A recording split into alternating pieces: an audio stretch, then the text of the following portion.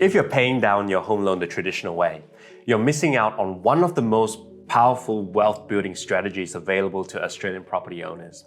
It's called debt recycling, and it can turn your non-deductible mortgage into tax-deductible investment debt while building your property portfolio at the same time. I'm Kuan. I'm a mortgage broker who's helped hundreds of Australians use debt recycling to build substantial property portfolios. And in the next few minutes, I'm going to show you exactly how debt recycling works, how you could potentially use it, and when it might not be suited. But before we go any further, I need to stress this. Everything I'm about to share is general information only.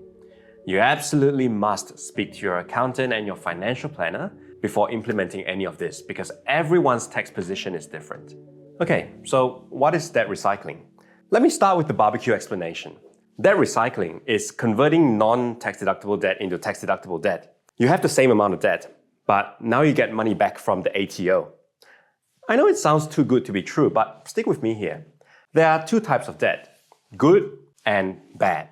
Bad debt is when you borrow money to buy something that doesn't generate an income for you, like your family home. The interest is not tax deductible. Good debt is when you borrow money to buy something that generates income, like an investment property or shares. The interest is tax deductible because you're using it to produce income. Ideally, you want your debt to be good debt. By implementing the debt recycling strategy, you can gradually convert your bad debt into good debt without increasing your total borrowings. So you're not taking on more risk, you're just restructuring what you already owe.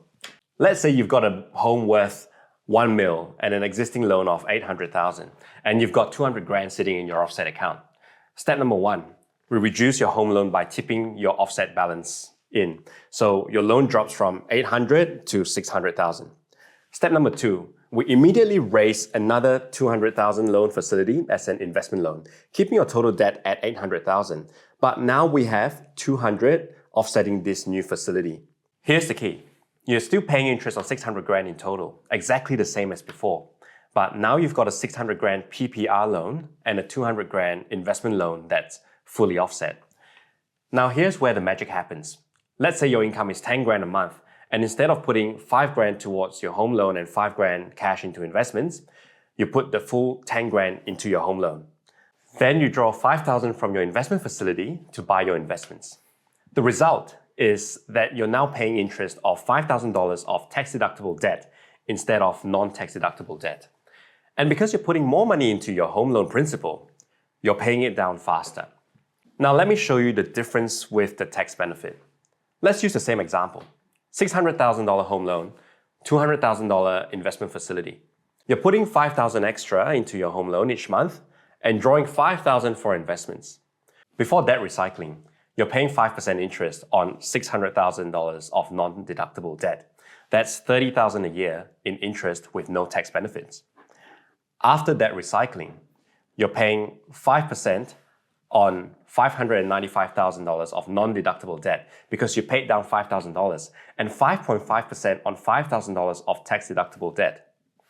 So you have $29,750 in non-deductible interest plus $275 in deductible interest. If you're on a 30% tax rate, you get $83 back from tax deductions. Now, $83 doesn't sound like much, but here's what compounds over time. You have saved $250 in non-deductible interest and get back $83 in tax benefits. That's $333 going back into your home loan every month. Over a year, that's almost $3,500 in additional repayments. But the real power of debt recycling isn't the immediate tax benefit. It's the compounding effect over time. Let's say you continue this process and your investment debt grows to $50,000. Now you're getting $825 in tax deductions annually. At $200,000 in investment debt, that's $3,300 in tax benefits. But here's the key. You're also building an investment portfolio. If your investments are returning 7% annually, that 200 grand is generating 14,000 in income. Combined with your tax savings, you could realistically shave 10 to 15 years off your mortgage term. I had a client who started this process with 3 grand a month. Within 5 years, the combination of investment returns and tax benefits meant he was effectively making double repayments on his home loan. What would have taken 30 years to pay off was on track to be cleared in 15 years. But the real benefit wasn't just paying off his home faster. He built a substantial investment portfolio in the process. There are a few things you have to keep in mind to make sure you're making the most out of this strategy. For starters, you need clean loan splits. The ATO wants to clearly identify which debt is investment, or you may not get the deduction. For example, let's say you buy your first home with a principal and interest loan. Over time, you pay it down and then you redraw money to upgrade to a new home. Meanwhile, your current home is converted into an investment property. In this instance, whatever you've paid back to the bank, you've paid back. When you redraw to buy a principal place of residence for personal use, it's considered personal debt. Without clear splits, the redrawn loan becomes mixed use, and accountants get very cautious with tax deductions because they don't want to get on the wrong side of the ATO. So ensure each loan facility has a clear single purpose. You also need to make sure you've got the right loan structure. Besides these considerations, there are also some risks you need to be aware of before you start debt recycling. The biggest risk isn't debt recycling itself. It's buying the wrong investments with borrowed money. When you do well with leverage, the gains are amplified. But when you lose money, those losses are amplified too. If you buy risky investments or investments you don't understand, you can find yourself in serious trouble. The other major risk is cash flow. If you have tight cash flow, this strategy can backfire quickly. You need buffers, you need stable income, and you need the discipline to stick with the plan, even when markets get volatile. If your investments underperform or your cash flow gets tight, the tax benefits won't save you. That's why you need a proper strategy before you start. And why I mentioned at the start of this video, it's really important to get advice from your accountant or financial planner before even broaching the idea with your mortgage brokers. So here's my advice. Keep it simple. Don't do something just for the sake of doing it. First, check your cash flow. Check your ability to save. If you can't consistently put extra money towards your home loan, this strategy is not going to work. Second, get your team right. Speak to your accountant first. They need to design the structure based on your tax position. Then speak to your financial planner about what to invest in. If you're buying property, speak to your buyer's agent. And then speak to a mortgage broker who understands these structures. Third, start with a valuation and serviceability check.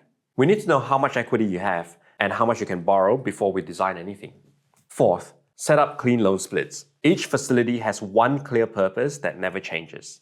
Look, debt recycling can be incredibly powerful when done right, but it also can be dangerous when done wrong. The difference comes down to having the right strategy, the right structure, and the right team around you. If you're thinking about this strategy, the most important thing you can do is understand where you stand. What's your current equity position? What can you realistically afford to invest each month? And what's the right structure for your tax situation? If you can answer those questions and comfortably say that you can debt recycle, then I've left the link in the description box below. I can help with the lending side of things, or refer you to accountants, financial planners, or buyer's agents. Otherwise, make sure to subscribe for more strategies on building wealth through property, and I'll see you in the next video.